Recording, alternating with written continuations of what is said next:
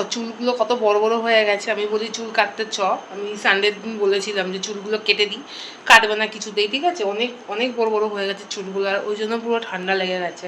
তো আজকেও বললাম চ চুলগুলো কাটিয়ে আনি, বলে না আজকে না, কালকে যাবো। তো দেখি কালকে যাই কিনে। এবার যদি চুল না কেটেছিস না, আমি পুরো একদম ক্যাচি দিয়ে টাকলা করে দেবো, দেখবি। তারপর সব বন্ধুরা স্কুলে বলবে যে টাকলা, তখন দেখবা তুমি কেমন লাগে।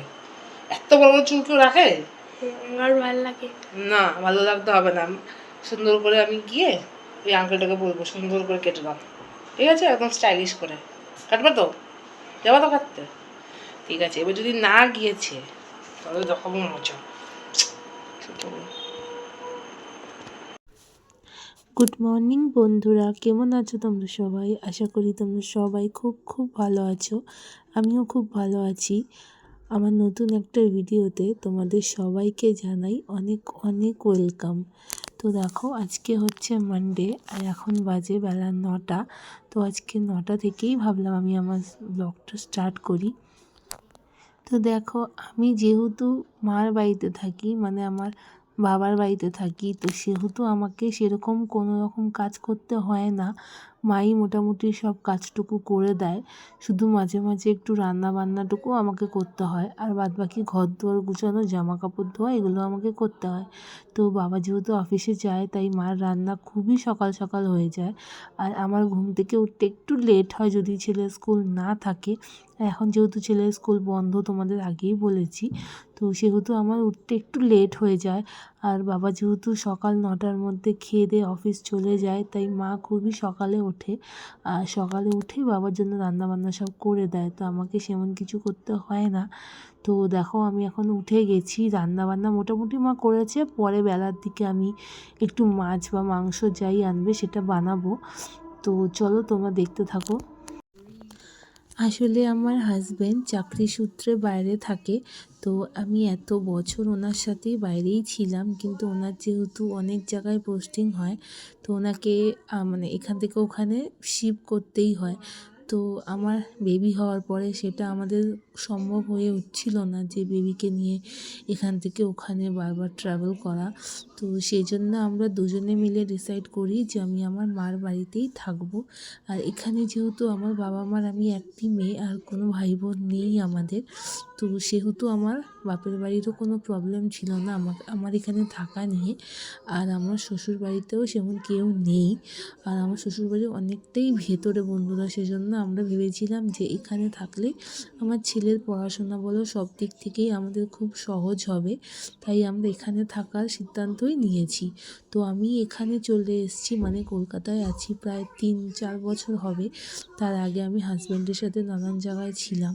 তো দেখো আমার ছেলে ওখান দিয়ে উঁকি মারছে, এসে আমাকে ওখান থেকে বলছে যে তোমার এখনও হয়নি, আমি ঘরে ঢুকবো। আমি ওকে বলেছিলাম যা বাবা একটু বাইরে গিয়ে খেয়াল, ততক্ষণ আমি বিছানাটা গুছিয়ে নিই। আর আমার প্রচণ্ড পরিমাণে ঠান্ডা লেগে গেছে। আমাদের সারা শীতকাল প্রায় ফ্যান চলেছে বন্ধুরা, মানে আমরা ব্ল্যাঙ্কেটও গায়ে দিই, আবার ফ্যানও চালিয়ে রাখি। তো সেই জন্য প্রচণ্ড ঠান্ডা লেগেছে। আর এখন দেখো আমার মোটামুটি রুম গোছানো কমপ্লিট হয়ে গেছে। এবার আমি যাব রান্নার দিকে, অনেকটা বেলা হয়ে গেছে এখন। তো এখন আর রান্না না করলে খেতেও লেট হয়ে যাবে। আর আজকে আমাদের বাড়িতে দুজন অতিথি মানে আসার কথা আছে, আমার মাসি আর আমার বোন, যে কিনা পুরো আমার মার মতো, আমার মাসি ধরতে গেলে আমাকে ছোটোর থেকে মানুষ করেছে, বড় করেছে, সে আসবে আজকে।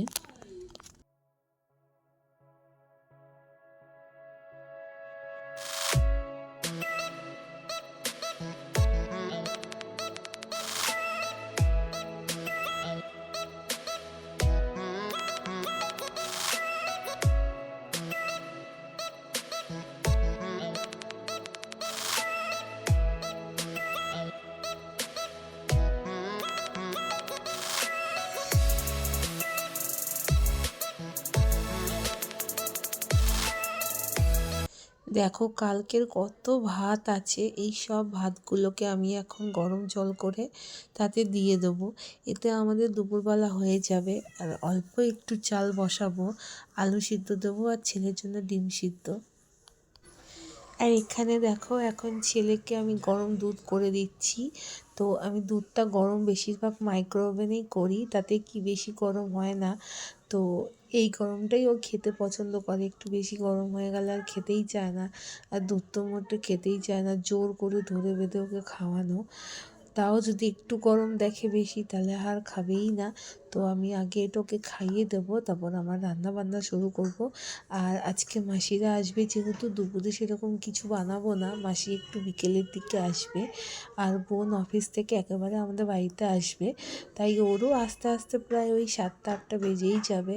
তো আমি রাতেই আজকে মাটন বানাবো, দুপুরে আর বানাবো না।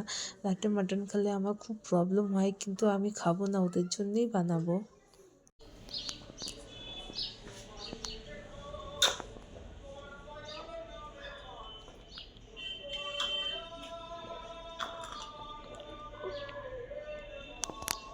মিষ্টি গ্র্যাজুয়েশন কমপ্লিট হয়ে গেছে না? জানি না।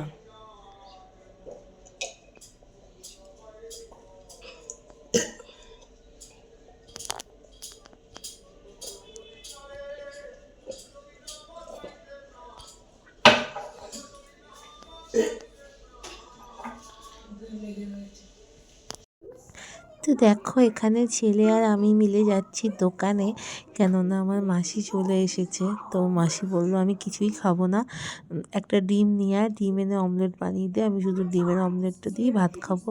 তো এখন আমি দোকানে গেলাম, আর সাথে সাথে আমার ছেলেও গেছে। ও দোকানে যাওয়া মানেই কিছু না কিছু কেনা। এই যে দেখো আমার মাসি, তো আমার মাসি কত কিছু নিয়ে এসছে আমাদের জন্য। এখানে পিঠে বানিয়েছিল, পাটিসাপটা, তো মা খুব ভালোবাসে পাটিসাপটা, তো মার জন্য পাটিসাপটা, আমার ছেলের জন্য চানা মশলা আর লুচি, খিচুড়ি, আলুর দম সব নিয়ে এসেছিলো। তো মাসি জানে যে আমি খিচুড়ি খুব খুব ভালোবাসি, মানে খিচুড়ি হলে আমার আর কিচ্ছু চাই না। আর আমার ছেলের ছোলা আর লুচি খুবই পছন্দ, মানে চানা মশলা যেটা, তো সেটা লুচি খুব পছন্দ, তো ছেলের জন্য এটা নিয়ে এসছে।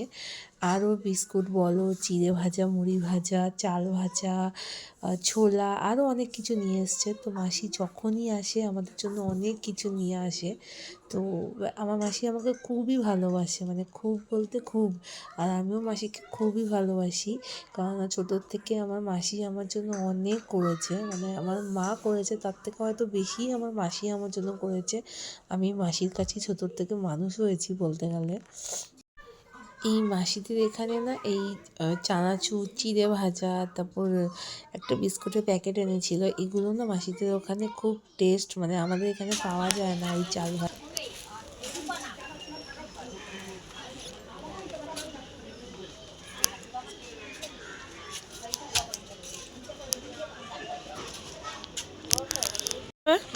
এটা খেলে দিমাগের বুদ্ধি হবে। তোমাদের কি হবে? দিমাগের বুদ্ধি হবে, তোমাদেরকে খেতে হবে না কেন, তোমাদের কোনো টেস্টই হবে না। তো দেখো বন্ধুরা, এখানে আমি মাটন ম্যারিনেশনের জন্য মশলা তৈরি করে নিচ্ছি। তো তোমাদের তো আগেই বললাম যে বোন রাতে আসবে, তো এই মাটনটা রাতেই আমি বানাবো। আর এদিকে দেখো ক্যামেরাটা রাখার জায়গা নেই, আমার ক্যামেরা স্ট্যান্ড নেই, তো আমি যেখানে সেখানে রেখে দিই আর বারবার খালি পড়েই যায়। তো এখন মশলা আমার রেডি করা হয়ে গেছে, এখন এটাকে মাখিয়ে আমি রেখে দেবো, 4-5 ঘন্টা মতো রেখে দেবো। আর ওখান দিয়ে দেখো, দেখতে পেয়েছো কিনা জানি না, একটা বিড়াল এসে উকি ঝুঁকি মারছিল, তো গন্ধ পেয়েছে তাই ওখানে এসে উঁকি মারছে। তো এখন আমি ভালো করে সব কিছু দিয়েছি, টক দই, জিরে, লঙ্কা, ধনে সব একসাথে মিক্সিতে পেস্ট করে দিয়ে আমি এভাবেই ম্যারিনেট করে রেখে দেবো। তো চলো এবার তেল দিয়ে এটাকে ম্যারিনেট করছি, আর হালকা একটু নুন দিয়েছি, বেশি দিইনি, কেননা নাহলে খুব জল জল হয়ে যায়, ওই জন্য হালকা নুন দিয়েছি।